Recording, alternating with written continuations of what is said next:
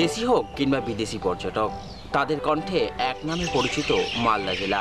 তার কারণ একটাই, মালদা জেলার সুবিখ্যাত আম।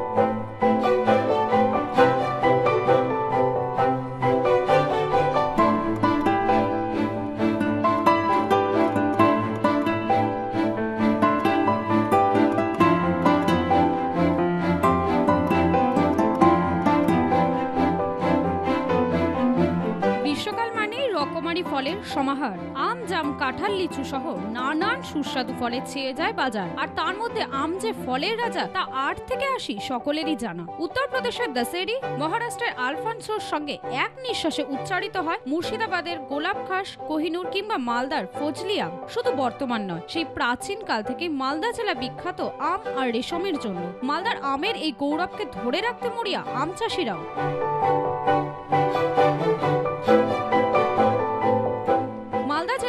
দেশের নানান প্রান্তে রপ্তানি করা হয়, এমনকি প্যাকেজিং এর মাধ্যমে বিদেশেও রপ্তানি করা হয় এই জেলার আম। বিদেশের বাজারেও বেশ পরিচিতি তৈরি করে ফেলেছে মালদার আম। মালদা জেলার মোট 15টি ব্লকে আম চাষ করা হয়। ফজলি, ল্যাংড়া, লক্ষণভোগ, দুধকুমার, গোপালভোগ সহ নানান রকমের আমের চাষ হয়। শ্রমিক শ্রেণীর মানুষ থেকে শুরু করে ব্যবসায়ীরা, প্রায় সকল শ্রেণীর মানুষই যুক্ত থাকে আমের ব্যবসার সঙ্গে। মরশুমের শুরু থেকে এবছর আম চাষিদের মুখে চওড়া হাসির দেখা মিলেছে, কেননা মরশুমের 15 দিন আগেই মুকুলে ছেয়ে গিয়েছে আম গাছগুলি। বাগানে শুরু হয়ে গিয়েছে স্প্রে করার কাজ। চাষিদের দাবি, এবছর প্রায় 5 লক্ষ মেট্রিক টন ফলনের আশা করা হচ্ছে।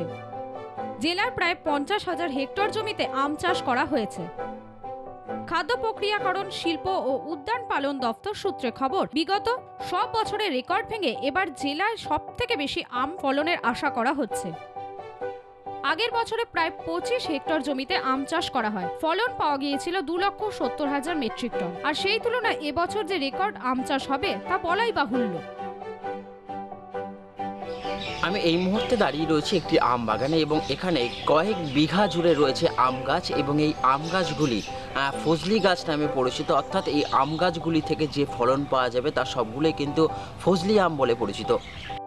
এবছরে আমের ফলন কেন এত বেশি তার কারণ জানতে আমরা যোগাযোগ করেছিলাম খাদ্য প্রক্রিয়াকরণ, শিল্প ও উদ্যান পালন দপ্তরের আধিকারিক রাহুল চক্রবর্তীর সঙ্গে। তার মতে, আগের থেকে চাষিরা অনেক বেশি সচেতন হয়েছে। চাষিদের নিয়ে শিবির, কৃষি মেলায় চাষিদের নিয়ে আলোচনা, এসবই তারই প্রতিফলন বলে জানান তিনি।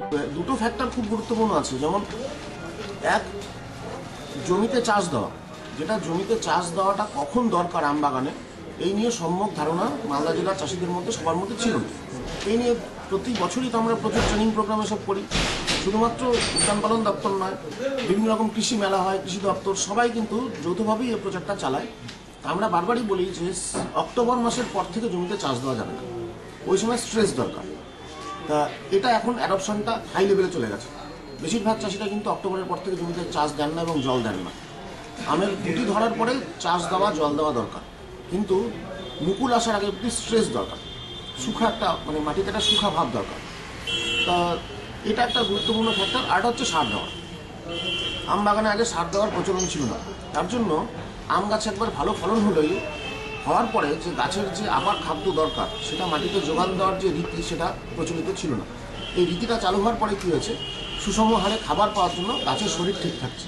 গাছ একবার মুকুল দেওয়ার পরে, ভালো করে ফলন দেওয়ার পরে তার পরের বছরও কিন্তু আবার ফলন দিতে পারছে। এটা তো মানে বেসিক কারণটাই ছিল হচ্ছে নিউট্রিশন। গাছকে প্রত্যেক বছর সঠিকভাবে খাবার প্রদান করা হতো না, এবং কিছু কিছু জাত যেমন খাবার প্রদান করা না হলেও নর্মালি 15 থেকে 20 বছর বয়স অবধি তারা প্রত্যেকবারই সমানভাবে মুকুল এবং ফল দেয়। কিন্তু আমাদের বেশিরভাগ দেশি জাতের ক্ষেত্রে দেখা যায় 20 বা 25 বছর বয়স হয়ে যাওয়ার পরে, যখন গাছের বয়স বেড়ে যায়, তখন সঠিকভাবে পুষ্টির যোগান না দিলে সেই গাছের একবার ভালো ফলন হয়, তার পরের বছর খারাপ ফলন হয়। কারণ তার মধ্যে শারীরিকভাবে সেই পুষ্টিটাই থাকে না যে ভালো করে তার ফুল এবং ফল হয়। এটাই বছরে 2বার সুষম হারে গাছকে সার দেওয়া, এই কাজটা শুরু হয়েছে জন্যই কিন্তু আমরা মালদা আমবাগান থেকে প্রত্যেক বছর মুকুল এবং ফল পাচ্ছি।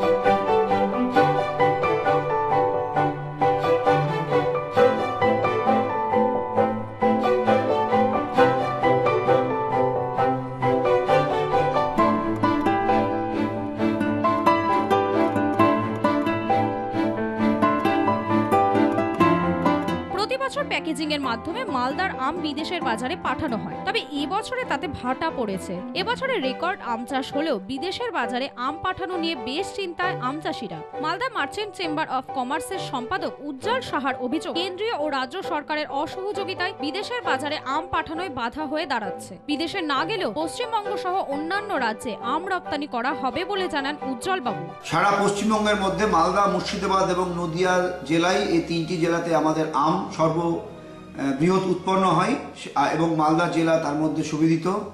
এবছর মালদা জেলাতে বিভিন্ন বছরে যে প্রোডাকশন হয়, এবার যা মুকুল হয়েছে সর্বকালে সর্বরেকর্ড ছাড়িয়ে যাবে। শুধু মালদা জেলাতেই 5 লক্ষ মেট্রিক টন আম উৎপন্ন হবে বলে আমরা আশা করছি। যে পরিমাণে এখন অবধি মুকুল এসছে, যদি কোনো মুকুলের কোনো রোগ না হয় তাহলে কিন্তু পরিবেশ যদি অনুকূলে থাকে, আবহাওয়া যদি অনুকূলে থাকে, তাহলে 5000 মেট্রিক টন আম এবার আমাদের উৎপন্ন হবে।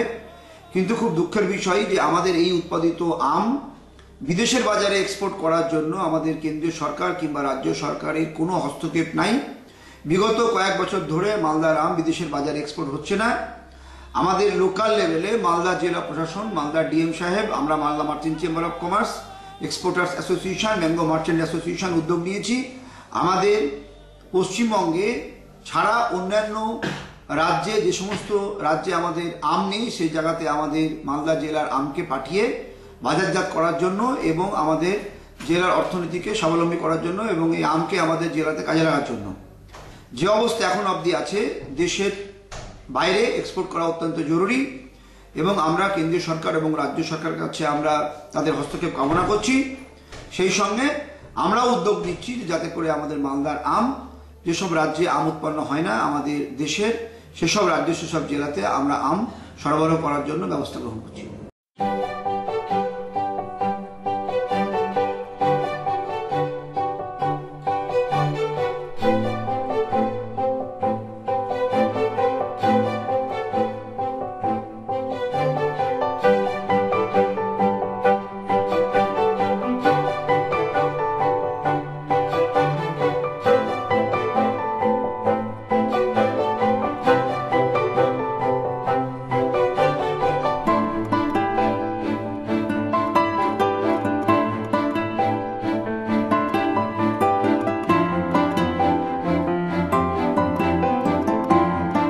এবছরে ভিনদেশে আম রপ্তানি হলে চাষিরা লাভবান হবে বলে জানান প্রাক্তন মন্ত্রী কৃষ্ণেন্দু নারায়ণ চৌধুরী। মালদা হচ্ছে আম এবং সিল্ক হচ্ছে বিখ্যাত আর ট্যুরিজমে অ্যানসেন্ট হিস্ট্রি। আগে আমের বাজারটা মূলত ছিল বাংলাদেশের উপর ডিপেন্ড করেছিল, কিন্তু বাংলাদেশে ইন্টারনাল ইম্পোর্ট ডিউটি অনেক বাড়িয়ে দেয়, ফলে বাংলাদেশে আম নিয়ে যাবে যে ওখানকার যারা এক্সপোর্টার ইম্পোর্টার আছে তারা সে সলভ করছে না, মার্কেটটা খুব অনেক 19-20 হয়েছে।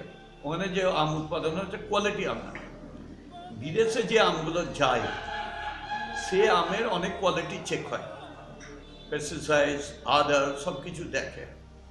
তো আমাদের যদি হার্বালভাবে তৈরি হয়, জৈবভাবে তৈরি হয়, তারপরে আমাদের গাছের আম পাড়ার ব্যাপারে আইকিও এরকম টানতো বোটা শুদ্ধ বেগুন বোটা, এটাকে এখন মানে ঠিক একরকম ব্লেড বেরিয়েছে কেটে। আমি যখন মন্ত্রী ছিলাম তখন এ ধরনের প্রযুক্তিগুলো নিয়েছে এবং মালদাতে CISH, central institute of sub tropical horticulture, এটাকে মালদায় নিয়ে আসা হয়েছে।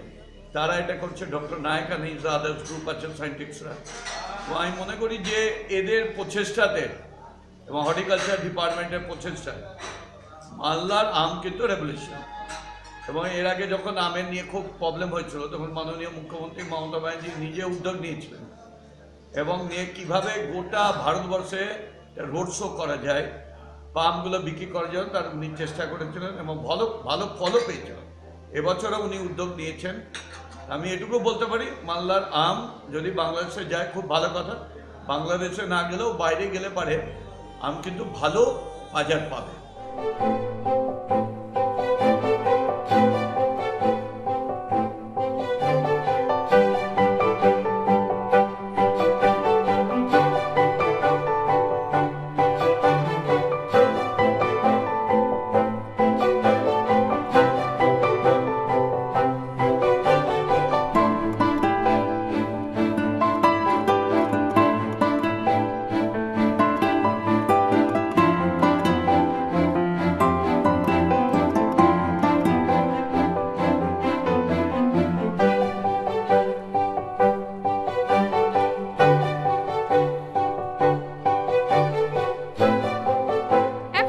সময়ের অপেক্ষা। খাবারের শেষ পাতে হোক বা জল খাবারের সময় রসালো আমের অপেক্ষায় রাজ্যবাসী থেকে শুরু করে দেশবাসীরা।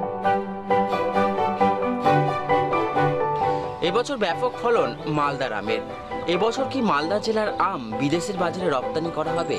এই বিষয়ে কেন্দ্রীয় সরকার কিংবা রাজ্য সরকার কি হস্তক্ষেপ গ্রহণ করবে? কেন্দ্রীয় সরকার এবং রাজ্য সরকারের এই হস্তক্ষেপের দিকে চাতক পাখির মতো তাকিয়ে রয়েছে মালদা জেলার আম চাষিরা। মালদা থেকে সুমিত ঘোষের রিপোর্ট, সাধনা বাংলা।